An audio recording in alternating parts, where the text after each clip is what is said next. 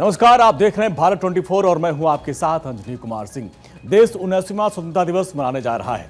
आजादी के उत्सव को देखते हुए पूरे देश भर में सुरक्षा चाक चौबंद कर दी गई है।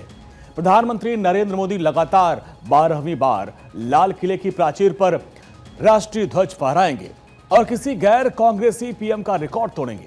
इस बार स्वतंत्रता दिवस की थीम है नया भारत, जो देश की प्रगति, आत्मनिर्भरता और 2047 तक विकसित भारत के लक्ष्य को दर्शाएगा। स्वतंत्रता दिवस के मौके पर सुरक्षा को लेकर राजधानी दिल्ली को छावनी में तब्दील कर दिया गया है। लाल किले की सुरक्षा अभेद कर दी गई है। लाल किले के आसपास मल्टीलेयर सिक्योरिटी सिस्टम तैनात किया गया है। जल थल नभ से दिल्ली की सुरक्षा पर नजर रखी जा रही है। आज रात 10 बजे से ही दिल्ली की सीमाओं को सील कर दिया गया है। स्वतंत्रता दिवस की पूर्व संध्या पर पूरा देश सज गया है, जगमग रोशनी से जगमगा रहा है। राजधानी दिल्ली की सभी ऐतिहासिक इमारतें लाइट से जगमग कर रही हैं। देश के कोने कोने से ऐसे ही दिव्य भव्य तस्वीरें सामने आ रही हैं। साथ साथ भारत 24 की टीम चप्पे चप्पे पर तैनात है और एक एक तस्वीर आप तक पहुंचा रही है।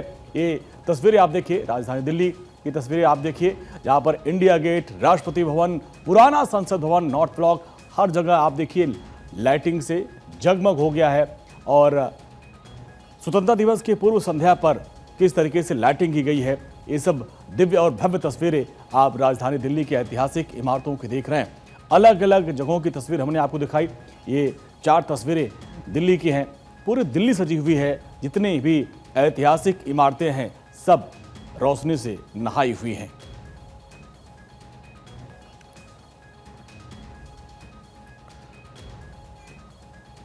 तो सुरक्षा की बात कर रहे हैं। सुरक्षा को देखते हुए देखिए 10 बजे के बाद से दिल्ली में जो सभी सीमाएं हैं वो सील कर दी गई हैं और चाक चौबंद सुरक्षा व्यवस्था की गई है। 10,000 पुलिस के जवान तैनात किए गए हैं। इसके अलावा आप देखिए 3,000 ट्रैफिक पुलिस के जवान तैनात किए गए हैं सारी व्यवस्था को कंट्रोल करने के लिए। इसके अलावा 4,000 निजी सुरक्षा प्रहरी को भी तैनात किया गया है ताकि कोई खलल ना पड़े इस कार्यक्रम में। यमुना में जो दिल्ली पुलिस के जवान हैं वो बोटिंग ट्रैफिकिंग कर रहे हैं और इसके अलावा लाल किले के आसपास जो है वो ट्रैफिक पर प्रतिबंध लगा दिया गया है। भारी वाहनों की एंट्री पर रोक लगा दी गई है और आप इसको ध्यान दीजिएगा कि अगर आप कल निकल रहे हैं तो इस चीज़ों को आप ध्यान दीजिएगा, क्योंकि अब सुरक्षा लाल किले की बढ़ा दी गई। प्रधानमंत्री नरेंद्र मोदी 12वीं बार वहां तिरंगा फहराएंगे और Delhi police, NSG, SPG, commando और खुफिया जो एजेंसियां हैं वो सतर्क हैं। सीसीटीवी और ड्रोन डिटेक्शन सिस्टम से लैस कर दी गई पुलिस सुरक्षा व्यवस्था। पहली बार अंडर व्हीकल सर्विलांस सिस्टम को तैनात किया गया है। कोई भी अब यहाँ पर धमाका नहीं कर सकता। ऑटोमेटिक नंबर प्लेट भी वेरिफिकेशन कैमरे लगा दिए गए हैं।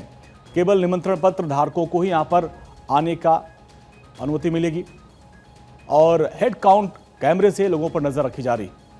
इसके अलावा चेहरा पहचानने के लिए फेस रिकग्निशन सॉफ्टवेयर को लगाया गया है जिससे किसी को चेहरा ट्रेस किया जा सके। छतों पर स्नाइपर तैनात रहेंगे। सादे कपड़े में जो सुरक्षा के जवान हैं वो निगरानी रखेंगे ताकि कोई इस पे सोशल मीडिया पर भी निगरानी रखी जा रही है, क्योंकि कोई पोस्ट ऐसा ना करे जिससे कि माहौल तनावपूर्ण हो। और हमारे तमाम सहयोगी चप्पे चप्पे से जुड़े हुए हैं और बताएंगे किस तरीके से सुरक्षा व्यवस्था की गई है।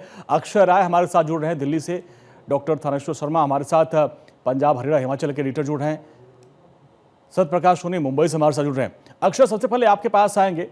सुरक्षा व्यवस्था तो बहुत कड़ी कर दी गई है, सारा बॉर्डर सील कर दिए गए, लेकिन पूरी राजधानी जगमग हो गई है रोशनी से।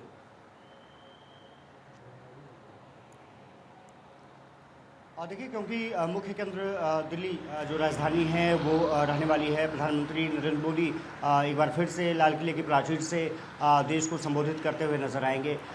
निश्चित रूप से राजधानी में क्योंकि हाई अलर्ट है तो सुरक्षा के बंदोबस्त तो हैं ही, साथ ही साथ अगर यहाँ की जो बड़ी इमारतें हैं, चाहे संसद भवन हो, नॉर्थ ब्लॉक हो, साउथ ब्लॉक हो या फिर नया जो कर्तव्य भवन बना है उसकी बात हो, सभी दूधिया रोशनी में नहाई हुई है। तिरंगे पूरी तरह से भीगी हुई नजर आ रही है और कह सकते हैं कि जश्न क्योंकि मनाने के लिए देश तैयार है, स्वतंत्रता संग्राम सेनानियों को याद करने के लिए तैयार है।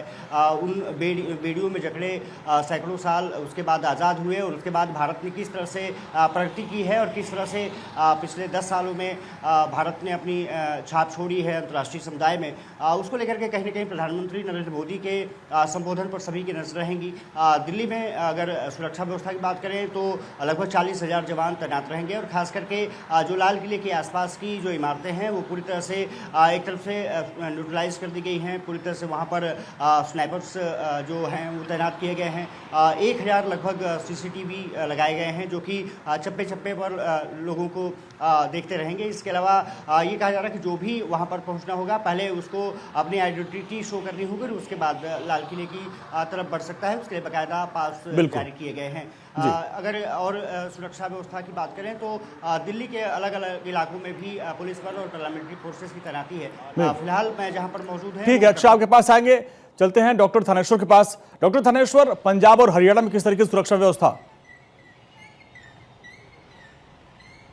देखिए, मैं इस समय चंडीगढ़ और पंजाब की सीमा पे हूँ। आप देख सकते हैं कि यहाँ पर पुलिस दल बल तैनात किया गया और जगह जगह बैरिकेडिंग की गई है। पुलिस दल बल के जो अधिकारी कर्मचारी हैं वो जो वाहन आ रहे हैं उनको रोककर उनकी गहनता से जांच करते हैं और जांच करने के बाद फिर आगे बढ़ने देते हैं, क्योंकि पिछले दिनों गुरवंत सिंह पुन्नू ने भगवंत मान को मारने की धमकी भी दी। उन्होंने कहा कि 15 अगस्त पर हम भगवंत मान को बम से उड़ाने की धमकी दी गई है। तो इसी को लेकर पूरी चाक चौबंद किया गया। मैं आपको दिखाना चाहूंगा कि इससे आगे जो ये चंडीगढ़ का बैरियर है, चंडीगढ़ का बैरियर सामने पंजाब की सीमा लगती है और इधर से इसके बगल में पंजाब के मुख्यमंत्री भगवंत मान का निवास है, उससे आगे हरियाणा के मुख्यमंत्री नायब सिंह सैनी का निवास है। तो इस करके ये पॉश एरिया हो गया। तो पॉश एरिया करके यहाँ पर जो सुरक्षा व्यवस्था बहुत चाक चौबंद की गई है।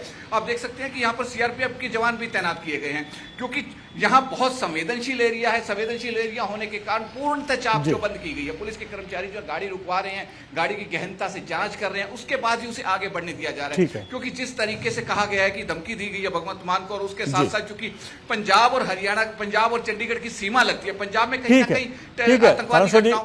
चलते हैं सत्यप्रकाश के पास। मुंबई में किस तरह की सुरक्षा व्यवस्था, सत्यप्रकाश?